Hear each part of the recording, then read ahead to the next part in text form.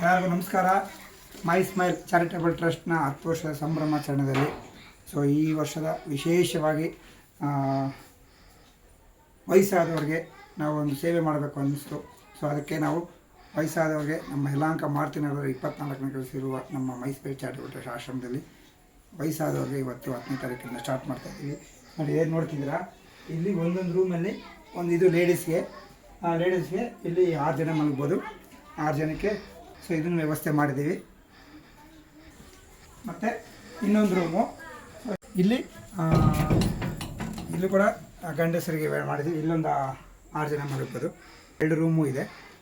ಇನ್ನೊಂದು ರೂಮ್ ಕೂಡ ತೋರಿಸ್ತೀನಿ.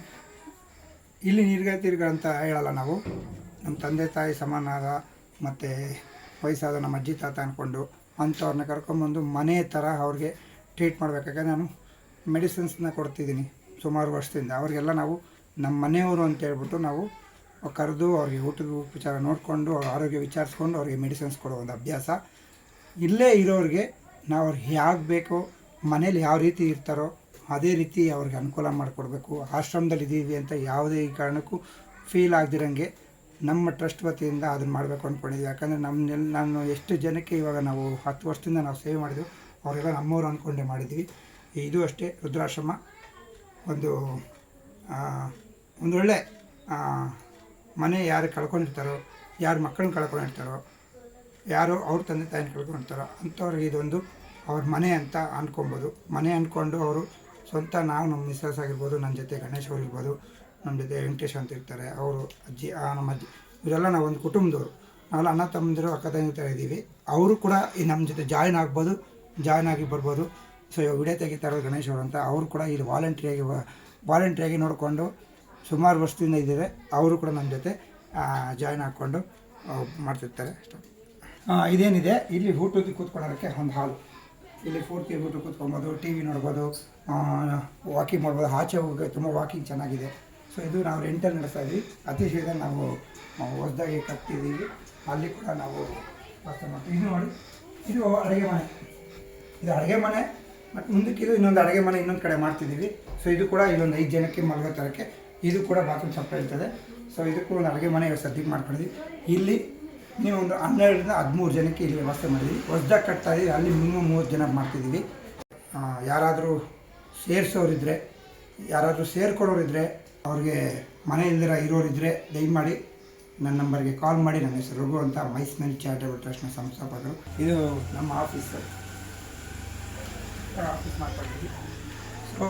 ಇಲ್ಲಿ ವಿಶೇಷತೆ ಅಂದರೆ ನಮ್ಮ ಬಾಸ್, ನಮ್ಮ ಸಾಹಸ ಸಿಂಹ ಡಾಕ್ಟರ್ ವಿಷ್ಣುವರ್ಧನ್ ಅವರ ಸವಿ ನೆನಪಿನಲ್ಲಿ ಅವರ ಆಶ್ರಮ ನಾನು ನಡೆಸ್ತಾ ಇರೋದು.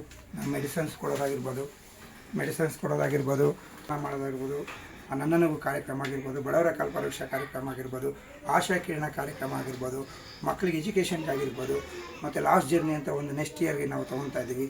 ಮತ್ತು ಆ್ಯಂಬುಲೆನ್ಸು ಎಲ್ಲ ಕಾರ್ಯಕ್ರಮ ನಾನು ಎಷ್ಟು ಇಷ್ಟಪಡ್ತೀನೋ ಚಿಕ್ಕ ವಯಸ್ಸಿಂದ ಅವ್ರ ಸಾಹಸ ಸಿಂಹ ವಿಷ್ಣುವರ್ಧನ್ ಸರ್ ಅವರ ಸವಿ ನೆನಪಲ್ಲಿ. ಮತ್ತು ಅದೇ ರೀತಿ ನಾನು ತುಂಬ ಇಷ್ಟಪಡೋರು, ನಾನು ರಾಜಕೀಯದಲ್ಲಿ ಅಂದರೆ ನಾನು ತುಂಬ ಇಷ್ಟಪಡೋರು ನಮ್ಮ SR ವಿಶ್ವನಾಥ್ ಸರ್ ಅವರು, ನಮ್ಮ MLA ಸರ್. ಇವರು MLA ಸರ್ ಅವರು. ಇವರು ಪ್ರೀತಿ ತುಂಬ ಕೊಡ್ತಾರೆ ನಮಗೆ.